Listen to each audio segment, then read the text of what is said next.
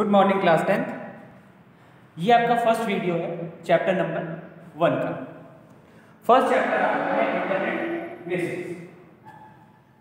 Previous years में ये chapter एक पूरा चैप्टर हुआ करता था, लेकिन नेक्स्ट सेशन से ये 2 पार्ट में डिवाइडेड हो गया। सेकेंड चैप्टर भी इसी से रिलेटेड है, लेकिन उसको अलग कर दिया गया है। इस चैप्टर में आप लोगों को इंटरनेट और उससे जुड़े जितने भी उसके कंपोनेंट्स हैं, जो भी सारी चीज़ें हैं, उनको थोड़ा सा डिटेल में आपको बताया जाएगा। इससे पहले की क्लासेस में जितना भी आप लोगों ने पढ़ा है वो सब कुछ यहाँ पर रिवाइज होगा और बहुत सारा पार्ट उसमें एक्सटेंडेड भी होगा।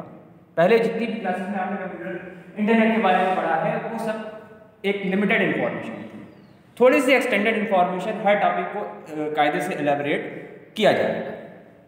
सबसे पहले आता है आपका इंटरनेट होता क्या है।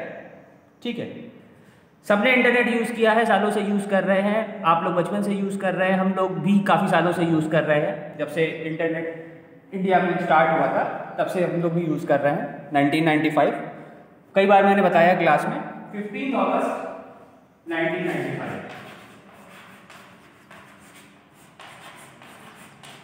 ये वो डेट है जब से इंडिया में इंटरनेट स्टार्ट। ठीक है, इंटरनेट की अपनी एक बहुत बड़ी हिस्ट्री है जो कि काफ़ी पुरानी है। इंटरनेट का इन्वेंशन 70s 60s के टाइम पर ही हो चुका था, लेकिन जिस तरह से इंटरनेट हम लोग आज यूज़ कर रहे हैं उसको उस फॉर्म तक आने में काफ़ी साल लग गए।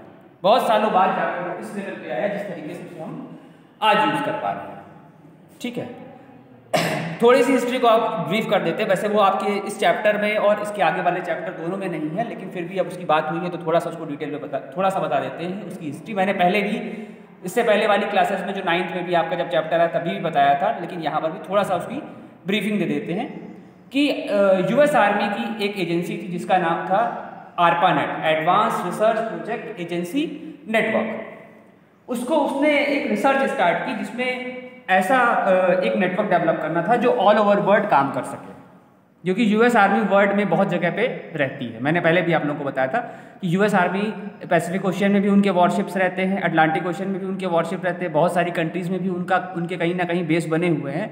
तो पहले के टाइम से आज से 30-40 साल पहले जो हम लोग के लैंडलाइन फ़ोन्स यूज़ होते थे, तो वो लैंडलाइन फ़ोन्स इतने कैपेबल नहीं थे कि वो हम उसे ओशियंस में या सीज़ में उनके थ्रू कम्युनिकेट कर पाएँ। तो उन्होंने सोचा कि कोई ऐसा नेटवर्क बनाते हैं जिसमें वो ऑल ओवर वर्ल्ड हर किसी से कम्युनिकेशन कर पाए। वहीं से इंटरनेट का स्टार्ट हुआ। ये रिसर्च सिर्फ US आर्मी ने अपने लिए स्टार्ट की थी, लेकिन बाद में जब उन्हें लगा कि ये रिसर्च हर किसी के लिए फ़ायदेमंद हो सकती है तो इस चीज़ को पब्लिक कर दिया गया। ठीक है, देखो इंटरनेट और वर्ल्ड वाइड वेब में ज़मीन आसमान का डिफरेंस है। बहुत सारी बुक्स में लिखा होता है world wide web is a synonyms of internet. ये बिल्कुल गलत है, बुक्स में लिखा है लेकिन वो गलत है। वर्ल्ड वाइड वेब अलग चीज़ है और इंटरनेट अलग चीज़ है। इंटरनेट एक नेटवर्क है जिसके through world wide web run करता है। इंटरनेट अलग है, वर्ल्ड वाइड वेब बिल्कुल अलग है। लेकिन छोटे क्लास में बहुत सारी बुक्स में दोनों को एक ही वर्ड बताया जाता है। कई बार ऐसा होता है जब आप लोग छोटी क्लास में पढ़ते हो तो बताएगा कि इंटरनेट और वर्ल्ड वाइड वेब एक दूसरे के सिनोनिम्स हैं, कि वर्ल्ड वाइड वेब भी वही है और इंटरनेट भी वही है, लेकिन ये ऐसा बिल्कुल भी नहीं है। इसी बुक में इसी चैप्टर में इसको अच्छे से बताया गया है और वैसे भी दोनों उसको एलेबोरेट करेंगे क्या वो एग्जैक्टली चीज़ क्या है। ठीक है, इंटरनेट एक नेटवर्क है जिसके through world wide web run करता है। दोनों बिल्कुल अलग हैं। वर्ल्ड वाइड वेब को हम एक फैसिलिटी कह सकते हैं जो कि इंटरनेट के थ्रू चलती है। इंटरनेट सिर्फ एक नेटवर्क है।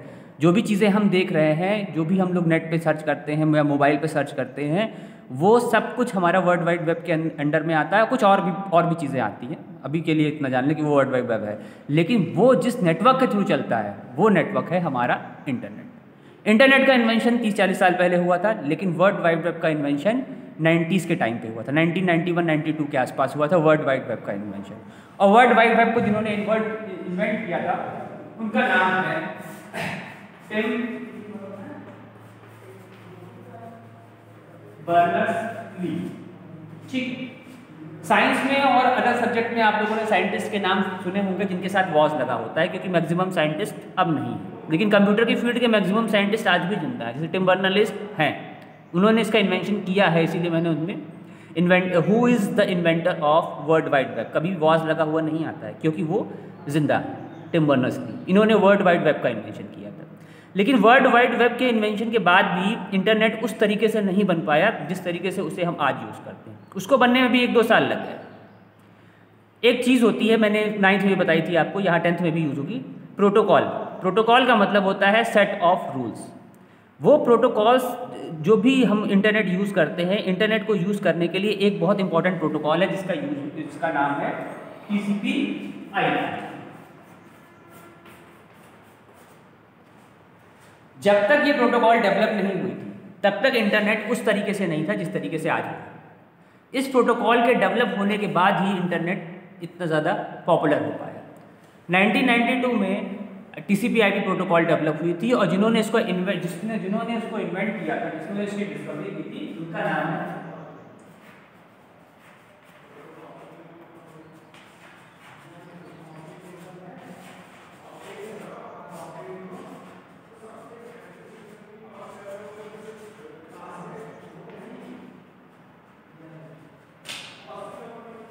ठीक है, उनका नाम है विंटन ग्रे सर्फ, या इनको शॉर्ट फॉर्म में विंड सर्फ भी कहते हैं। ये भी जिंदा है इसलिए इनका नाम है वो यूज़ किया जा रहा है। विंड सर्फ को फादर ऑफ इंटरनेट कहते हैं। इंटरनेट को इन्वेंट किया था यूएस आर्मी ने, मतलब ARPANET ने। वर्ल्ड वाइड वेब को इन्वेंट किया था टिम बर्नर्स-ली ने, लेकिन इनमें से किसी को भी फादर ऑफ इंटरनेट नहीं कहते। फादर ऑफ इंटरनेट है विंड सर्फ, जो आज भी जिंदा है और इस फील्ड में काम कर रहे हैं। इन्होंने सिर्फ एक चीज़ डेवलप की थी, TCP/IP प्रोटोकॉल, लेकिन इसी प्रोटोकॉल की वजह से ही इंटरनेट ऐसा हो पाया जिसकी वजह से आज हम लोग सारे काम कर पा रहे हैं। जब तक ये प्रोटोकॉल डेवलप नहीं हुई तब तक इंटरनेट की कोई पॉपुलैरिटी नहीं थी। इंटरनेट इंडिया में बहुत तेज़ी से पॉपुलर हुआ, लेकिन वो भी 1995 के बाद से पॉपुलर हुआ जब वो यूज़ होना शुरू हुआ। बाहर की कंट्रीज़ में भी वो 1992 से ही यूज़ होना शुरू हुआ। यहाँ आने में कुछ साल लग गए, उसको 2-3 साल लग गए, लेकिन उससे पहले लोग जो टेक्नोलॉजी से लोग जुड़े हुए लोग थे, वो लोग नाम तो जानते थे कि कोई ऐसा नेटवर्क है, लेकिन उसको किस तरीके से यूज़ करना है, किस तरीके से उस पर काम करना है, वो किसी को भी उसका आइडिया नहीं था। ठीक है, अगर TCP/IP प्रोटोकॉल डेवलप ना हुई होती तो वर्ल्ड वाइड वेब और इंटरनेट दोनों की ही कोई पॉपुलैरिटी ना होती। जो लोग टेक्निकल फील्ड से जुड़े हैं वो लोग शायद उसके बारे में जानते, लेकिन इस तरह से कि वो हर गाँव में, शहर में, हर जगह पे, ऑल ओवर वर्ल्ड हर जगह उसको लोग जानते हैं, उसको यूज़ करते हैं, उससे सारी चीज़ें कर रहे हैं, वो सब चीज़ें कभी ना हो पाती। ठीक है, तो TCP/IP प्रोटोकॉल बनाने वाले को ही फादर ऑफ इंटरनेट कहा जाता है और आगे भी वही रहेंगे, क्योंकि उनकी इस प्रोटोकॉल की वजह से ही इंटरनेट इस तरह से बन पाया। TCP/IP प्रोटोकॉल क्या होती है वो आगे के चैप्टर्स में आपको बताएंगे, उनकी डिटेल। वैसे जिसका शॉर्ट फॉर्म आप जान सकते हैं, ट्रांसमिशन कंट्रोल प्रोटोकॉल और इंटरनेट प्रोटोकॉल। इन्हीं दोनों प्रोटोकॉल, ये दो अलग अलग प्रोटोकॉल्स हैं, इन्हीं दोनों प्रोटोकॉल्स के थ्रू वर्ल्ड वाइड वेब और इंटरनेट काम करता है। ठीक है, देखो अब मेन फोकस करते हैं इंटरनेट और वर्ल्ड वाइड वेब पे। बाकी चीज़ें तो इसके एडिशनल पार्ट थे, लेकिन मेन जो आपका चैप्टर का फोकस है कि वो इंटरनेट, उसके कंपोनेंट्स क्या होते हैं और वर्ल्ड वाइड क्या है और वर्ल्ड वाइड वेब क्या होता है और दोनों के बीच में डिफरेंस क्या होता है। ठीक है, इंटरनेट सभी लोग जानते हैं, लगभग मैंने उसके बारे में काफ़ी चीज़ें आपको बताई दी हैं, फिर भी एक बार डेफिनेशन के तौर पर सुन लें, लेकिन उसको भी उसको डिटेल में बताते ही होता है। डिटेल में बता क्या होता है। Millions of computers worldwide are connected to the internet that provides services to link business, education, institute, government agencies together. This chapter discusses World Wide Web. The user of web browser, servers and internet protocol facilitate the user with the internet services. इस कहानी को समझ में कुछ भी समझ में नहीं आता है, अब उसको हिंदी में समझो कि इसका मतलब क्या है। मतलब इंटरनेट एक ऐसी फैसिलिटी, इंटरनेट को मतलब फैसिलिटी कह लो या इंटरनेट तो नेटवर्क है, लेकिन इंटरनेट अगर हम पूरे उसको कंबाइन करेंगे तो उसको जनरल टर्म में हम इंटरनेट ही कहते हैं। इंटरनेशनल नेटवर्क, जिसको बहुत सारी बुक्स में इंटरनेशनल नेटवर्क के नाम से भी दिया हुआ है। इसके थ्रू हम लोग मिलियंस ऑफ कंप्यूटर एक दूसरे से जुड़े हुए होते हैं। अगर हम इंटरनेट से कनेक्ट होते हैं तो हम उन मिलियंस ऑफ कंप्यूटर से जुड़ जाते हैं। वो अलग बात है कि हम उनसे कम्युनिकेट करें या ना करें, वो हमारी चॉइस पर डिपेंडेंट है। लेकिन अगर हम इंटरनेट यूज़ करते हैं तो हम उन लाखों करोड़ों लोगों के साथ जुड़ सकते हैं या जुड़े हुए हैं जो उस टाइम पर, उस स्पेसिफिक टाइम पर इंटरनेट को यूज़ कर रहे हैं। ऑल ओवर वर्ल्ड शायद ही ऐसी कोई कंट्री हो जहाँ पर इंटरनेट की फैसिलिटीज़ ना हो। धीरे धीरे वो स्टार्ट होते लगभग हर गांव, शहर, कस्बे, चाहे जहाँ पर भी हो, इंटरनेट की फैसिलिटी हर जगह अवेलेबल होती है। कुछ ही ऐसी कंट्रीज़ होंगी, मतलब बहुत ऐसी कुछ शायद ही हो, मुझे नॉलेज में नहीं है, लेकिन कुछ ऐसी साउथ अफ्रीकन और अफ्रीकन कंट्रीज़ हैं जहाँ पर, सोमालिया जैसी कंट्रीज़ है जहाँ पर इंटरनेट की सुविधा उतनी ज़्यादा नहीं है, लेकिन फिर भी ये मान के रखा जाता है कि वर्ल्ड में 99% जगह पे इंटरनेट का यूज़ किया जाता है। अब बात आती है हमारी वर्ल्ड वाइड वेब की, जिसको हम लोग शॉर्ट फॉर्म में WWW भी बोलते हैं। The World Wide Web, commonly known as the web, is a way of accessing information over the internet. It contains millions of documents called web pages. Each page contains text, graphics, videos, audio, links together other web pages via hyperlink. The web page HTTP for the transfer of these documents over the internet. ठीक है, world wide web, जो कि world wide web से मतलब है कि web pages, ठीक है, वेब पेजेस, जो पेजेस हम लोग इंटरनेट पे देखते हैं उनको हम बोलते हैं वेब पेजेस। इसको वेब क्यों कहा जाता है, इसके पीछे भी वजह है। जो वेब का जो जनरल मीनिंग है वो होता है, जो मकड़ी के जाला होता है उसको वेब बोलते हैं। इसको वेब का नाम इसलिए दिया हुआ क्योंकि उसमें जितने भी नोड्स होते हैं उसमें, अगर आप लोग कभी भी ध्यान दें तो उसमें सब एक दूसरे से कनेक्टेड होते हैं, इसीलिए इसको नाम वेब दिया गया है कि इसमें इससे जो भी सिस्टम, लैपटॉप, कंप्यूटर, मोबाइल जो भी इससे जुड़ते हैं वो सब एक दूसरे से जुड़ जाते हैं। देखो, यहाँ एक दूसरे से जुड़ने का मतलब ये नहीं कि तुम यहाँ से बैठे बैठे अमेरिका में किसी को भी मैसेज कर लोगे। मैसेज करने के लिए या मेल करने के लिए आपको उसके बाद मेल आईडी होनी चाहिए, लेकिन हम इनडायरेक्टली उनसे लिंक्ड हैं। हम उनसे कम्युनिकेट करें ना करें वो बात अलग है। भाई अगर हम किसी को नहीं जानेंगे तो उसे हम कम्युनिकेट नहीं कर सकते, लेकिन हमारे पास ये फैसिलिटी है कि हम उनसे कम्युनिकेट कर सकते हैं अगर हमें ज़रूरत पड़े। विद इन अ सेकेंड पूरे वर्ल्ड में कहीं पर भी हम मेल भेज सकते हैं, मैसेज भेज सकते हैं, कुछ भी भेज सकते हैं। व्हाट्सएप मैसेज भी देख सकते हैं आप लोग, सेकंड्स भी नहीं लगते मैसेज पहुंच जाता है। वो फैसिलिटी सिर्फ ऐसा नहीं कि इंडिया में ही है, कहीं पर भी, आप कहीं पर भी चले जाइए जहाँ पर भी अगर व्हाट्सएप यूज़ होता है या इस तरह की कोई भी ऐप यूज़ होता है जो कि नेट से कनेक्टेड है, तो वो सेकेंड्स के अंदर आपके पास वो मैसेज पहुँच जाते हैं। ईमेल में तो 2-3 सेकंड के अंदर ऑल ओवर वर्ल्ड कहीं पर भी हम लोग मेल कर सकते हैं। तो ये सारी जो भी मतलब हम लोग वर्ल्ड वाइड वेब का मतलब है कि वो वेब पेजेस का वो कलेक्शन, वो वेब पेजेस का वो कलेक्शन जिसमें वो सारी चीज़ें हमें दिखाई देती हैं, जिसमें टेक्स्ट, ग्राफिक्स सब कुछ दिखता है, वो सारा हमारा वर्ल्ड वाइड वेब के अंडर में आता है। और ये वेब पेजेस एक दूसरे से लिंक्ड होते हैं। जो भी वेबसाइट्स होती है, वेबसाइट्स का मतलब सिर्फ सिंपल यही होता है, कलेक्शन ऑफ वेब पेजेस। जो भी वेबसाइट्स होती हैं वो किसी स्पेसिफिक टॉपिक पे बनाई जाती हैं और उनमें जो भी पेजेस बने हुए हैं वो एक दूसरे से लिंक्ड होते हैं। एक पेज पे क्लिक करके हम अलग अलग पेजेस पे जाते हैं। जब भी हम कंप्यूटर में यूज़ करते हैं तो एक टाइम पर हमको एक ही पेज दिखाई देगा, दूसरे सारे पेजेस पे हम क्लिक करके जा सकते हैं, जिसको बोलते हैं हाइपर लिंक। क्योंकि एक पेज दूसरे से हाइपर लिंक होते हैं, मतलब वो कनेक्टेड है। मतलब हाइपर लिंक वर्ड तो टेक्निकल वर्ड है जिससे हम लोग यूज़ करते हैं, जिससे मतलब जब भी इंटरनेट या नेटवर्क का चैप्टर आएगा तो उसमें आपको हाइपर लिंक वर्ड सुनाई देगा। तो हाइपर लिंक से मतलब सिर्फ इतना है कि वो एक पेज दूसरे से कनेक्टेड है। उसको हम एक्सेल और वर्ड में भी यूज़ कर सकते हैं। एक्सेल और वर्ड में भी हम हाइपर लिंकिंग यूज़ कर सकते हैं, वहाँ तो इंटरनेट की ज़रूरत भी नहीं पड़ती है, एक पेज को दूसरे पेज से कनेक्ट कर सकते हैं। ठीक है, अब आती है इन दोनों में डिफरेंस की बात कि इन दोनों में क्या मेजर डिफरेंस है। जैसा कि आपकी बुक में दिया, पहले उसको रीड करते फिर उसका मतलब बताते हैं। इंटरनेट और world wide web. The internet is defined as a network of millions of computers connected worldwide to share data and information through various connecting devices like Wi-Fi, modem, etc. दूसरे side पे बताते हैं, world wide web is a set of program, standard and protocol which govern the manners of creating and displaying the multimedia file on the internet. Such file में contain a combination of text, image, audio, video and hyperlink. अब इसका मतलब क्या है कि internet हमारा एक network है जिससे मिलियंस ऑफ कंप्यूटर्स जुड़े हुए हैं। और वर्ल्ड वाइड वेब क्या है कि जो भी हम वेब पेजेस देख रहे हैं, इमेजेस देख रहे हैं, ऑडियोज देख रहे हैं, इंटरनेट के थ्रू जो हम चीज़ें देख रहे हैं, वो सब हमारी वर्ल्ड वाइड वेब की कैटेगरी में आती है। मतलब दोनों चीज़ें अलग अलग है, मैंने पहले भी बताया था और वो चीज़ क्लियरली यहाँ मेंशन भी की गई है कि दोनों चीज़ों में कोई लिंकिंग नहीं है, दोनों में बहुत ज़मीन आसमान का डिफरेंस है। वो एक नेटवर्क है और वो एक इंटरनेट एक नेटवर्क है और वर्ल्ड वाइड वेब इंटरनेट के थ्रू रन करता है। दोनों एक दूसरे के कॉम्बिनेशन में चलते हैं। Internet offer various services such as, next point जो आता है आपका इसी डिफरेंस का, वो है internet offer various services such as email, chatting, instant messaging services, forms, research data, discussion groups, telnet, FTP and many मोर।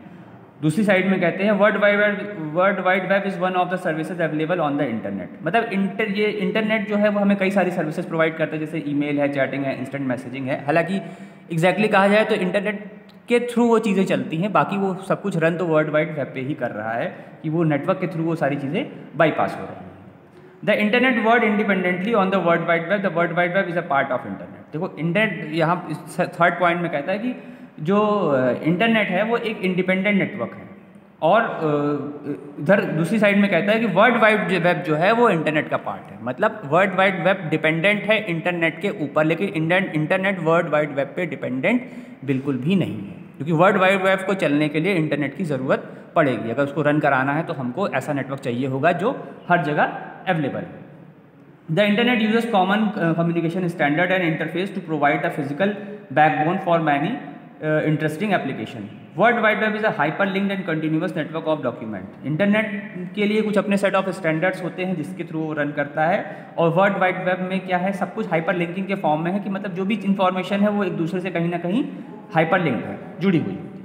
फिर आती है हमारी बात जो हमने अभी TCP IP प्रोटोकॉल के बारे में बताई कि IP प्रोटोकॉल जो होती है वो इंटरनेट के लिए बोलते हैं, इसका नाम वो नाम ही है इंटरनेट प्रोटोकॉल IP। और जो वर्ल्ड वाइड वेब के लिए मेन प्रोटोकॉल है, देखो TCP क्या है, वो ट्रांसमिशन कंट्रोल प्रोटोकॉल है, वो डेटा के ट्रांसमिशन में वर्क करती है, ठीक है। लेकिन यहाँ पर वर्ल्ड वाइड वेब जो वेब पेजेस हैं वो हमारे हाइपर टेक्स्ट ट्रांसफर प्रोटोकॉल पे डिपेंडेंट होते हैं, HTTP भी एक इंपॉर्टेंट पार्ट है जो कि मतलब वेब पेजेस के लिए इंपॉर्टेंट पार्ट है। जो भी वेब पेजेस होते हैं पहले, आज के अब के टाइम पे तो नहीं, लेकिन पहले के टाइम पर जब भी हम लोग कोई नई वेबसाइट ओपन करते थे तो पहले हमें HTTP भी टाइप करना पड़ता था। भाई जब से आप लोग यूज़ कर रहे हो तब से वो सिर्फ google.com टाइप किया और अपने आप चलना शुरू हो गया, लेकिन जब से हम लोग यूज़ कर रहे हैं तब से ऐसा नहीं था। HTTP लिखना पड़ता था, फिर www लिखना पड़ता था, फिर डॉट लगाकर गूगल, फिर उसके बाद .com, इस तरह से करके तब जाके चलता था। धीरे धीरे उन्होंने उसको इम्प्रोवाइज़ कर दिया और फिर चीज़ें कम हो गई, लेकिन ये सब कुछ जितने वेब पेजेस हैं ये हाइपर टेक्स्ट ट्रांसफर प्रोटोकॉल पे डिपेंडेंट हैं, ठीक है। मेन प्रोटोकॉल हमारी TCP IP है, लेकिन वेब पेजेस को रन करने के लिए HTTP का यूज़ करते हैं, जिसका फुल फॉर्म है हाइपर टेक्स्ट ट्रांसफर प्रोटोकॉल, ठीक है।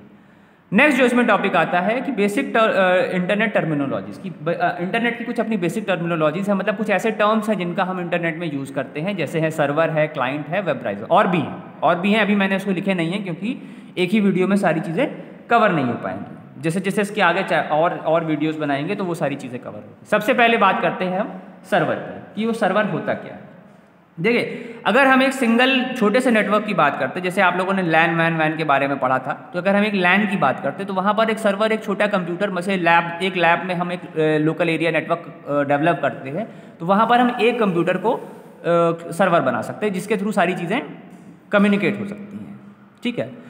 नॉर्मली सर्वर एक कंप्यूटर हो सकता है या फिर अलग से भी मार्केट में सर्वर अवेलेबल होते हैं। सर्वर भी लेते हैं बहुत सारी कॉलेजेस, बहुत सारे ऑर्गेनाइजेशन हैं जिनके अपने सर्वर होते हैं, ठीक है। वो समझ लीजिए एक तरह का बड़ा CPU होता है, CPU जैसा ही होता है, उसमें कोई मॉनिटर नहीं होता है, लेकिन वो एक बड़ा CPU या आप कह सकते हैं जैसे अलमीरा होती है, उस तरह की कोई चीज़ होती है। आप लोगों ने नहीं देखी होगी, फोटोज़ में देखा होगा, ओरिजिनल में नहीं देखा होगा, ठीक है। तो वो सब कुछ, वो उस सारे जो भी डेटा है, जो भी मान लो जिस भी हॉस्पिटल में वो यूज़ हो रहा है, कोई बड़ा हॉस्पिटल जहाँ पर एक सर्वर यूज़ हो रहा है, तो उससे रिलेटेड जो भी डेटा, जो भी फाइल्स होती हैं उसी सर्वर पे स्टोर होती हैं। यहाँ पर हम लोग जब इंटरनेट की बात करते हैं तो ये इसमें मेन है हमारा वेब सर्वर, जहाँ से वो वेबसाइट या वो वेब फैसिलिटीज़ रन कर रही है। उसके अंडर में बहुत सारे छोटे छोटे अलग अलग सर्वर्स होंगे जिनके थ्रू वो काम चल रहा होगा। वहाँ पर सर्वर भी काम करेंगे और वेब सर्वर भी काम करेंगे। वेब सर्वर से नाम ही पता चलता है कि ऐसा सर्वर जो हमारे वेबसाइट को या वेब पर चीज़ों को मैनेज करने के लिए डेवलप किया जाता है। तो वो बहुत ज़्यादा बड़े बड़े होते हैं, वो ऐसे जनरली देखने को नहीं मिलेंगे। जैसे गूगल है, गूगल का अपना वेब सर्वर होगा, कहीं अमेरिका में बना होगा, बहुत बड़ा वेब सर्वर होगा, और उससे रिलेटेड बहुत सारे छोटे छोटे सब सर्वर्स भी होंगे, करोड़ों होंगे, लाखों में होंगे, करोड़ों में तो नहीं कह सकते लेकिन लाखों में ज़रूर होंगे, क्योंकि हर शहर सिटी लेवल पे, सिटी लेवल पे नहीं लेकिन कंट्री लेवल पे और स्टेट लेवल पे भी डेटा को मैनेज करने के लिए उस तरह के सर्वर डेवलप किए जाते हैं, ठीक है। जो इन सर्वर से कनेक्ट होते हैं वो होते हैं क्लाइंट, जैसे हम लोग हैं। क्लाइंट का मतलब यहाँ पर वो कंप्यूटर या वो मोबाइल डिवाइसेस हैं जो इन सर्वर से कनेक्टेड हैं। अगर हम किसी वेब सर्वर का यूज़ करते हैं या किसी नॉर्मल सर्वर का यूज़ करते हैं अपने मोबाइल के थ्रू या लैपटॉप के थ्रू, तो वहाँ पर उस टाइम पर हमारा वो मोबाइल या लैपटॉप क्लाइंट बन जाता है। तो मतलब यूज़र जो हैं, आप उनको जनरल वे में कह सकते हैं, वो होते हैं क्लाइंट। लेकिन क्लाइंट से मतलब यहाँ पर यूज़र से नहीं है, उस डिवाइस से। एक्चुअल मीनिंग ये है कि वो जो डिवाइस हम यूज़ कर रहे हैं वो क्लाइंट है, चाहे वो लैपटॉप हो या हमारा स्मार्टफोन हो। नेक्स्ट आता है आपका वेब ब्राउज़र। वेब ब्राउज़र, अब मोबाइल की बात अगर हम नहीं करते, यहाँ बात सिर्फ कंप्यूटर की हो रही है, कि मोबाइल की बात हम हटा दें, मोबाइल पे भी हालांकि वेब ब्राउज़र यूज़ होता है। तो इंटरनेट को रन करने के लिए एक सॉफ्टवेयर की ज़रूरत होती है, और वो एक तरह का एप्लीकेशन सॉफ्टवेयर होता है जिसको बोलते हैं वेब ब्राउज़र। जैसे Google Chrome, Mozilla Firefox, internet explorer और इस तरह के बहुत सारे होते हैं, ठीक है। ये कुछ कॉमन टाइप के जो नॉर्मली हम लोग गूगल क्रोम का यूज़ करते हैं। और सेम चीज़ वही मोबाइल पे भी होता है।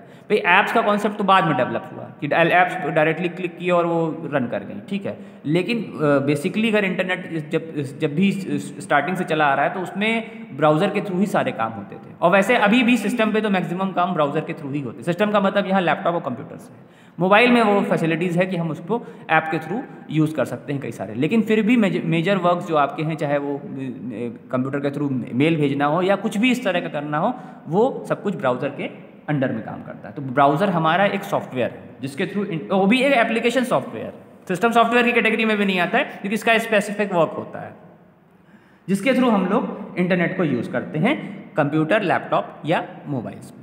लेकिन इसका बिल्कुल ये मतलब नहीं कि उसका दूसरा वे नहीं, दूसरे वेज हैं, लेकिन फिर भी एक स्टैंडर्ड वे अगर माना जाएगा तो वो हमारा आएगा वेब ब्राउज़र। इस टॉपिक में और इस चैप्टर में और भी बहुत सारी कहानी है जो कि आपको आगे के वीडियोज़ में सुनने को मिलेंगी।